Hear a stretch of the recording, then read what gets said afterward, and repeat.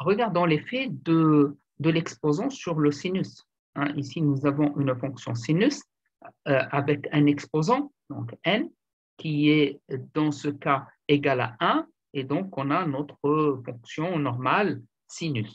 D'accord? Si on met l'exposant égal 2, nous aurons donc le carré du sinus.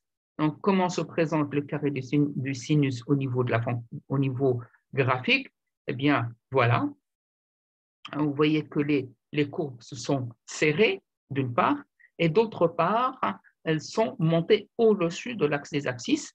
C'est normal puisque le carré est toujours positif. Donc là, nous avons une fonction qui est totalement positive, contrairement à la fonction sinus normale qui a une moitié positive et une moitié négative. D'accord? Donc, si je mets x à la puissance 3, eh bien là, vous voyez que nous avons une partie positive et une partie négative. X à la puissance 4, toujours positive. D'accord? Alors, essayons de voir les inverses, donc en mettant moins 1, hein, donc 1 sur x, 1 sur sinus de x, qu'est-ce que ça donne? Hein, à titre de curiosité, et là, on va compliquer les choses. Mettons moins 2, moins 3, moins 4, hein, en remarquant que à chaque exposant pair, nous avons une fonction paire, à chaque exposant impair, nous avons une fonction impaire.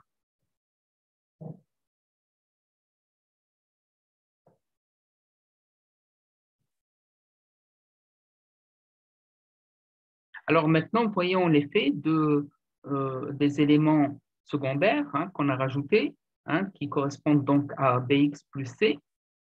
Eh bien, commençons d'abord par C. Hein. C, vous vous rappelez, pour une fonction linéaire, il correspond simplement à l'ordonnée à l'origine. Alors, est-ce que ça serait le cas ici? Essayons de voir.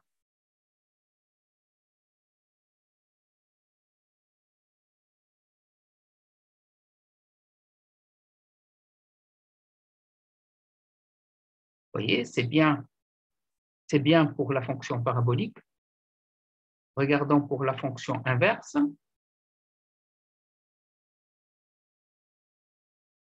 On voit bien. Alors, en rouge, c'est la fonction linéaire, hein, qui est ici égale à 4, hein, 0x plus 4, donc qui est une constante, elle est horizontale.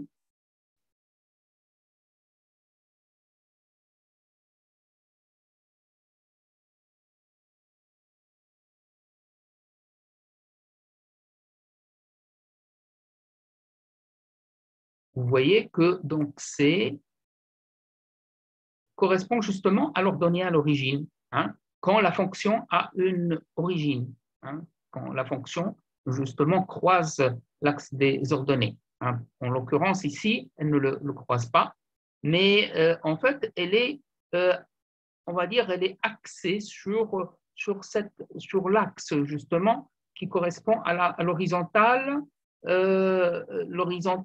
C. Hein. Donc, C égale 3 ici, donc l'horizontale 3. D'accord? Donc là, nous voyons bien une symétrie hein, centrale par rapport à l'origine, et on voit que la forme est la même et le comportement est le même de part et d'autre par rapport à cette droite qui est l'horizontale 3, l'horizontale C.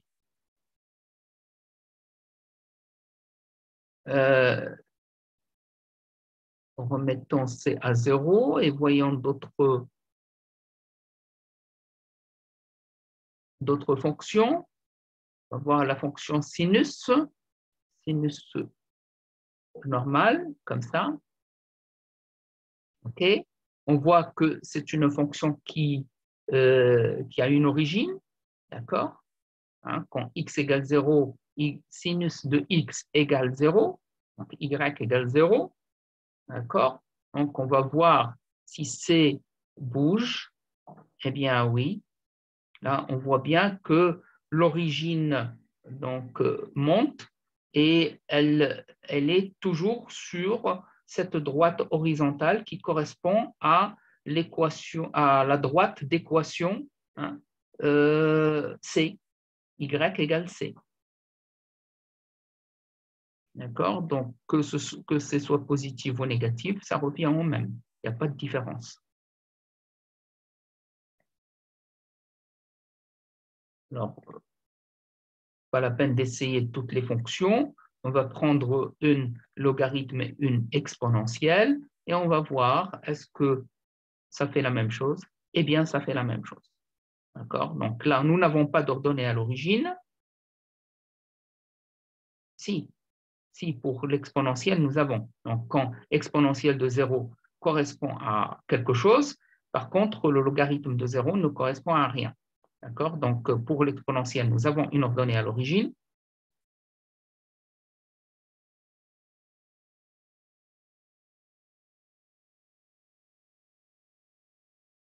Mais en fait, le C ici ne correspond pas à l'ordonnée à l'origine.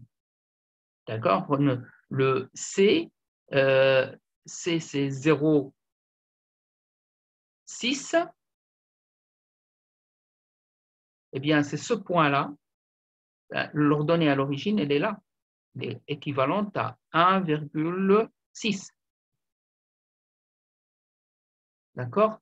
Donc, puisque remettant C égale 0, puisque l'exponentielle